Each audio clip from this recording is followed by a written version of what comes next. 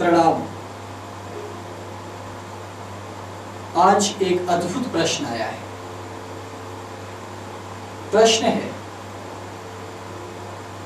क्या शक्तिपात दुखों का अंत करने में समर्थ है? इसका उत्तर, पहले तो ये जानना बहुत जरूरी है कि ये शक्तिपात होता क्या है। आम साधक या आम व्यक्ति इस गूढ़ शब्द का अर्थ नहीं जानता। शक्तिपात दो शब्दों से मिलकर बना है। एक तो शक्ति, दूसरा पात अर्थात शक्ति का गिरना। जब गुरु और शिष्य दोनों आमने सामने होते हैं और शिष्य रिक्त होकर गुरु के सम्मुख समर्पित होकर केवल मूक भाव से गुरु की ओर निहारता है, तब गुरु कृपा पूर्वक अपनी साधना, अपनी तेजस्विता का एक भाग, अपनी शक्ति उसके भीतर डाल देते हैं। तो शक्ति का वो संचरण, शक्ति का वो आवागमन या शक्ति का वो गुरु से होकर शिष्य तक जाना, यह प्रक्रिया शक्तिपात कहलाती है। शक्तिपात कई प्रकार से हो सकता है। कभी कभी गुरु केवल शब्द कहते हैं और शिष्य भाव विवल होकर रोने लग जाता है, चिल्लाने लग जाता है। उसका सारा शरीर रोम रोम स्पंदित होने लगता है। कभी केवल गुरु को देख लेने से ऐसी क्रिया घटित होने लगती है। कभी केवल गुरु का स्मरण करने से रोंगटे खड़े होने लगते हैं। अपने अस्तित्व का बोध नहीं रहता, शुद्ध बुद्ध खत्म होने लगती है। ऐसी स्थिति में कभी गुरु तुम्हारे आज्ञा चक्र पर अपना अंगूठा अथवा मध्यमा उंगली रखकर उसे छू ले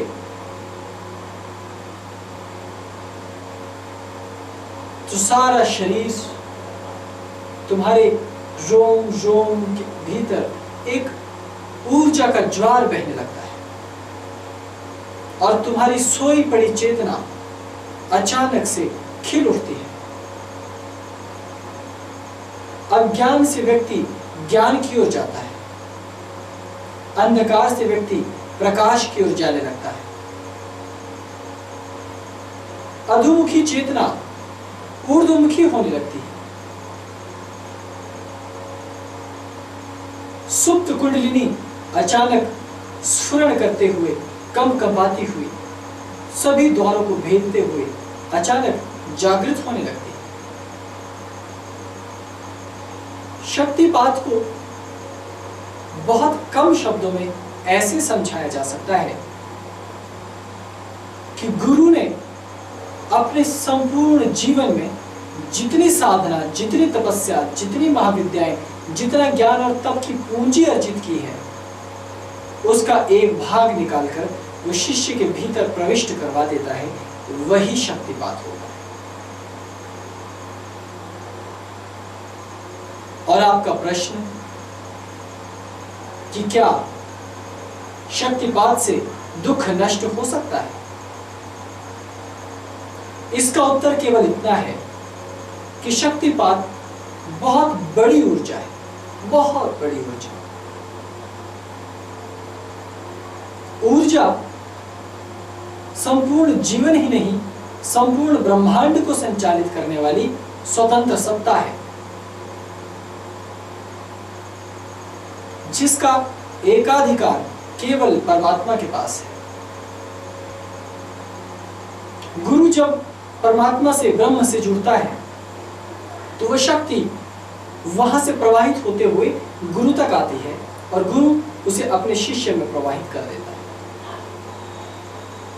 ऊर्जा का प्रयोग कैसे करना है, यह साधक पर निर्भर करता है। शक्तिपात की ऊर्जा से यदि जीवन में कोई क्लेश, कष्ट हैं या रोग हैं, या जैसा कि प्रश्न है कि दुख हैं, उन सभी को भी नष्ट किया जा सकता है। लेकिन शक्तिपात बहुत ही अद्भुत क्रिया है। ये केवल एक से घटित नहीं हो सकती। बड़े से बड़ा ब्रह्म ज्ञानी, बड़े से बड़ा तेजस्वी तपस्वी गुरु वो तब तक शक्तिपात नहीं कर सकता जब तक सामने वाला शिष्य एक पात्र और योग्य शिष्य ना हो।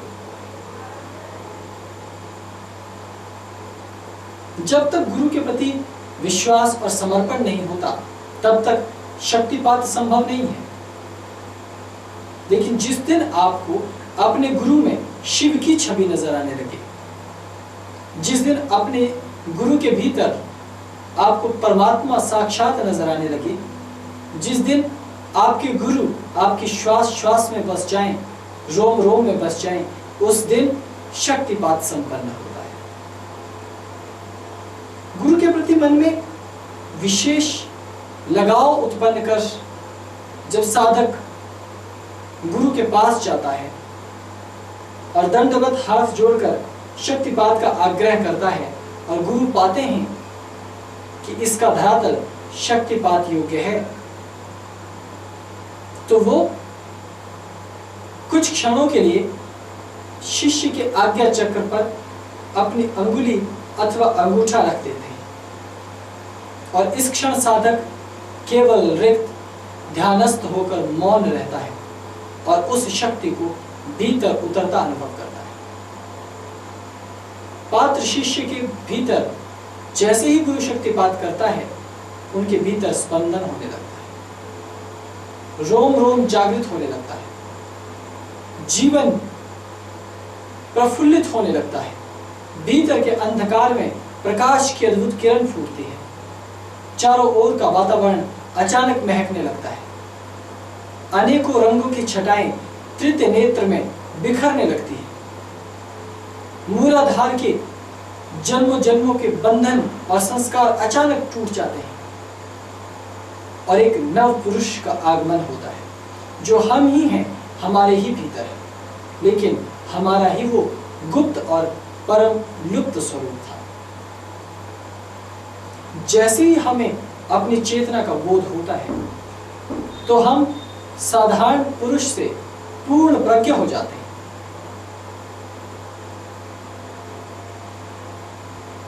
और ये सब शक्तिपात से संभव है। और मैं ये भी जानता हूं कि तुम आध्यात्मिक तौर पर प्रश्न नहीं कर रहे, तुम ये नहीं जानना चाहते कि शक्तिपात से क्या समाधि पाई जा सकती है, जबकि शक्तिपात से तुम अनेकों प्रकार की सिद्धियां, शक्तियां प्राप्त कर सकते हो, शक्तियों से भी उस पार जाकर समाधि के अनुभव को प्राप्त कर सकते हो। लेकिन आम मनुष्य के जीवन में शक्तिपात जैसी अद्भुत विद्या का भी केवल एक ही अर्थ है कि क्या उन्हें उनकी परेशानियों से मुक्ति मिल सकती है या नहीं। दीक्षाओं से दुखों का अंत होता है और शक्तिपात भी दीक्षाओं के अंतर्गत ही तो आता है। अन्य दीक्षाएं थोड़ी कम सामर्थ्य वाली होती हैं, लेकिन शक्तिपात नाम की दीक्षा बहुत तीव्र और तेजस्वी दीक्षा होती है। इस दीक्षा को साधारण परिस्थिति में नहीं लिया जाता। यदि तुम्हारे जीवन में अचानक संकट आ गया और अब तुम्हारे पास अधिक समय नहीं है और तुम्हें उस संकट से उबरना है, तब गुरु की विशेष सेवा कर उन्हें विशेष दक्षिणा, द्रव्य, वस्त्र, भोजन इत्यादि से संतुष्ट कर, उनकी आरती पूजा कर, उनके चरण प्रक्षालन कर, चरण वंदना कर, उनसे प्रार्थना की जाती है कि गुरुदेव, मेरे जीवन में ऐसा कष्ट है और समय की ऐसी पाबंदी है कि मैं इस कष्ट से पार नहीं हो सकता, मुझे कोई मार्ग ही नजर नहीं आ रहा, मैं अभी किसी लंबे कर्म कांड में नहीं पड़ सकता, मन की ऐसी स्थिति नहीं कि मंत्र जाप या बीज मंत्र को जप सकूं। मेरे पास कोई ऐसा उपाय नहीं कि मैं मंदिर में जाकर मन्नत भी मांग सकूं, मेरी वो स्थिति नहीं है।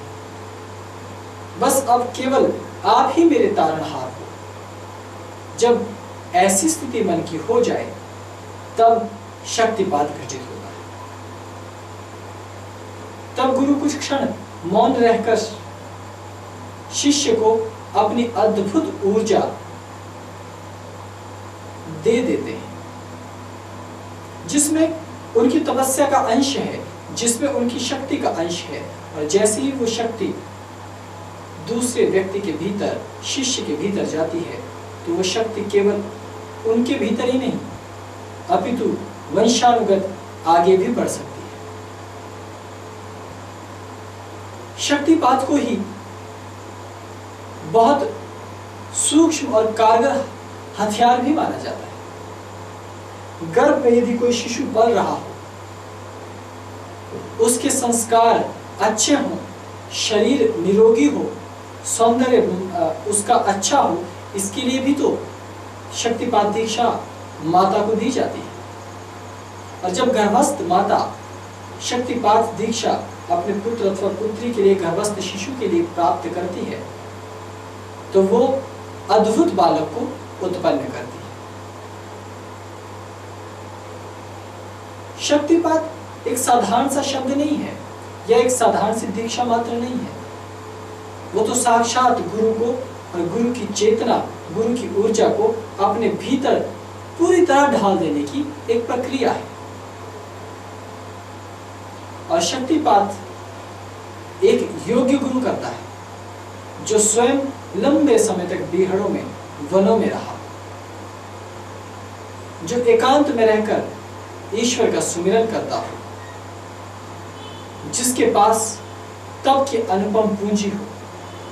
और शक्तिपात करने वाले गुरु की सबसे बड़ी शर्त यह है कि वो एकांगी विद्यामय जीवन नहीं जीता।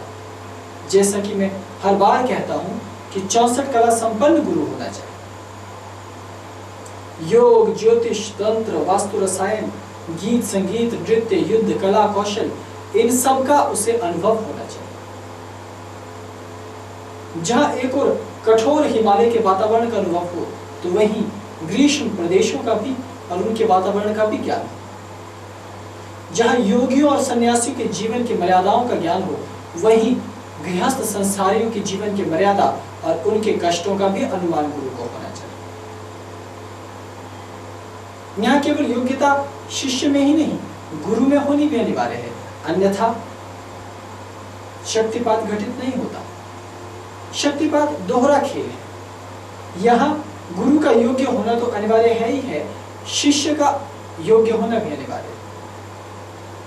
यदि गुरु बहुत ही शक्तिशाली और दिव्य पुरुष है, लेकिन शिष्य यदि पात्र नहीं है, तो गुरु जितना भी अमृत चाहे उड़ेल दे, लेकिन तुम्हारे जीवन से दुख नष्ट नहीं होने वाले। तुम्हारे कष्ट इतनी सहजता और सरलता से नहीं मिटने वाले।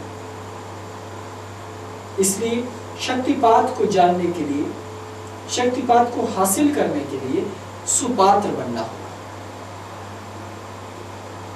इसीलिए अपने मन में श्रद्धा भक्ति उत्पन्न कर अभ्यास किया जाता है और मन में वैराग्य लाने का प्रयास किया जाता है।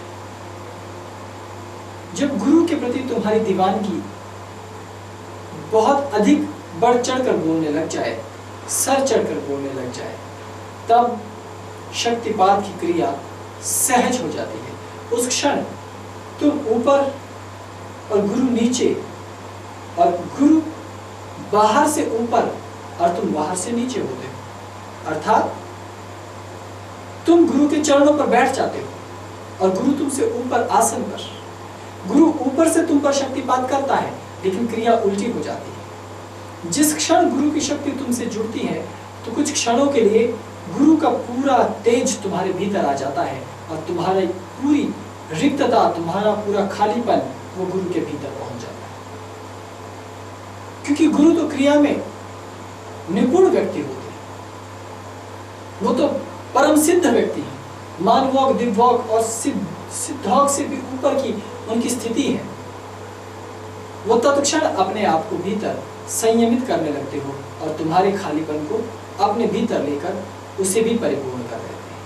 हालांकि ये बहुत ही अवैज्ञानिक लगता है, और है भी, क्योंकि ये सूक्ष्म घटना है, स्थूल घटना नहीं। स्थूल घटनाओं का आंकलन, विश्लेषण किया जा सकता है, इसका नहीं। लेकिन इसका विश्लेषण शिष्य स्वयं तब करने लग जाता है जब उसकी ये चेतना त्वरित परिणाम लेकर उसके जीवन में स्पंदन करने लगती है। अचानक निचली सीढ़ी पर से शिष्य उठता हुआ बहुत ऊंची सीढ़ी तक पहुंच जाता है। तो इसी ऊर्जा का प्रयोग अलग अलग व्यक्ति अपनी इच्छाओं के अनुरूप अलग अलग करता है। कोई साधारण सा व्यक्ति जिसने अभी अपना छोटा सा व्यापार शुरू किया है, वो एक बार शक्तिपात लेता है, 2 बार शक्तिपात लेता है, बार-बार शक्तिपात लेता है, केवल इसलिए कि पूरी तरह शक्तिपात भीतर उतर सके। और ज्यों ही उसका शक्तिपात बिल्कुल कारगर होने लगता है, तो वो इतना विकसित हो जाता है, उसकी ऊर्जा इतनी विकसित हो जाती है कि वो हर क्षण हर ओर शक्ति अनुभव करने लगता है। तब उसका वो व्यापार स्वयं बहुत अधिक गति करता है और अथाह धन संपदा ऐसा व्यक्ति अर्जित करता है। महाविद्याओं के मंत्र और साधनाओं को जानने वाले निरंतर महाविद्याओं की साधना और मंत्रों के जाप करते हैं, उनके यंत्रों और चित्रों की पूजा करते हैं। लेकिन महाविद्याएं भी तब तक आशीष और अनुकंपा नहीं देती जब तक कि गुरु से उनसे संबंधित विशेष मंत्री और शक्तिपात युक्त दीक्षाएं प्राप्त न कर दी जाए। और ये बहुत अद्भुत और विलक्षण बात है। इसे सूक्ष्म बुद्धि से समझना होगा। स्थूल बुद्धि से समझने लगेंगे तो थोड़ा गड़बड़ा जाएंगे। और नए लोग जब तक इसकी अनुभूति नहीं करते, उन्हें लगता है कि ये कैसे संभव होगा। लेकिन हमारा संपूर्ण वांग्मय, हमारे ग्रंथ, ऋषि मुनियों की परंपरा, हमारे श्रेष्ठ संत इसी परंपरा के माध्यम से शक्ति संपन्न हुए हैं। क्योंकि बहुत से संत या गुरु जो आज बहुत ऊंची पदवी पर हैं, वो तो कभी हिमालय गए ही नहीं, और ना ही उन्होंने हिमालयों पर कई वर्षों समाधि लगाई है। तब भी वो उतने ही प्रखर हैं जितना कोई हिमालय का योगी। इसका कारण केवल वो शक्तिपात है जो उनके किसी योगी गुरु ने हिमालय पर जो शक्तियां प्राप्त की थी, उसका बीज लाकर शक्तिपात के माध्यम से उसके भीतर डाल दिया। फिर अन्य मंत्र साधना, अन्य क्रियाओं पर, अन्य प्रारूपों के माध्यम से, प्रयोगों के माध्यम से उस गुरु ने अपनी शक्ति को इतना जागृत कर दिया कि आज वो स्वयं इस स्थिति पर पहुंच गया है कि वो दूसरों को भी शक्तिपात कर सके। बात बहुत अनोखी है। और प्रश्न, इसका उत्तर भी बिल्कुल सरल है। क्योंकि शक्तिपात से भौतिक जीवन की बाधाएं या भौतिक जीवन की समस्याएं ये छोटी जान पड़ती हैं। हालांकि कई बार हमारे ही भीतर पात्रता नहीं होने के कारण हम बार बार शक्तिपात लेते रहते हैं, लेकिन वो फलीभूत नहीं होता। तो हमें चाहिए कि हम सीधे ही किसी गुरु के पास जाकर शक्तिपात के लिए आग्रह न करने लगे, बल्कि हम पहले अपने भीतर पात्रता अर्जित करें। पहले गुरु मंत्र का जाप करें, गुरु के वचनों को सुने, उनसे अपना हृदय से हृदय मिलाएं, गुरु को अपने भीतर उतार लें, अपने भीतर श्रद्धा और भक्ति उत्पन्न करें। फिर अभ्यास करें, कुछ वैराग्य अपने हृदय में आने दें, और फिर उस क्षण हम यदि कुछ क्षणों के लिए भी गुरु के पास चले जाएं और उस क्षण शक्तिपात की क्रिया घटित हो जाए, तो फिर जीवन में कुछ और जरूरतें नहीं रह जाती। शक्तिपात बहुत ही छोटी सी क्रिया होती है, कभी कभी तो कुछ क्षणों में ही निपट जाती है। पल भर में शक्तिपात हो जाता है और जीवन बदल सकता है, लेकिन वो क्षण बेहद अमूल्य होते हैं और जीवन में बहुत कम आते हैं। तुम्हारे जीवन में भी शक्तिपात आ सके, इसके लिए तुम्हें गुरु की सेवा कर उनसे मार्ग जानना चाहिए। अन्न धन वस्त्र से जो हमारी परंपराएं रही है, उस माध्यम से गुरु को संतुष्ट करने का प्रयास करना चाहिए, उनके प्रति अपनी भक्ति बढ़ानी चाहिए और अंततः शक्तिपात प्राप्त करना चाहिए। किंतु मेरी सम्मति में शक्तिपात जैसी विद्याओं का प्रयोग अधिकांशतया साधनात्मक हितों के लिए, कुंडलिनी जागरण के लिए ही करना चाहिए।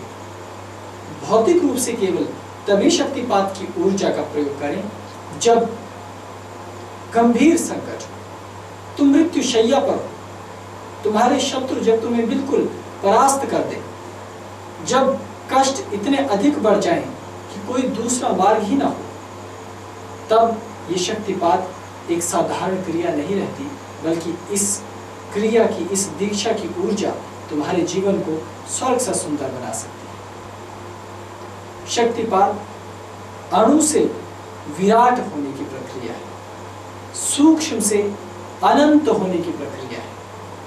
इसलिए इस क्रिया का बोध होना चाहिए और शक्तिपात की विद्या और शक्तिपात की विधि का भी आपको और सब साधकों को ज्ञान होना चाहिए। योग्यता होने पर अवश्य प्राप्त करना चाहिए, क्योंकि ये जीवन का सर्वोच्च और श्रेष्ठ सोपान भी है।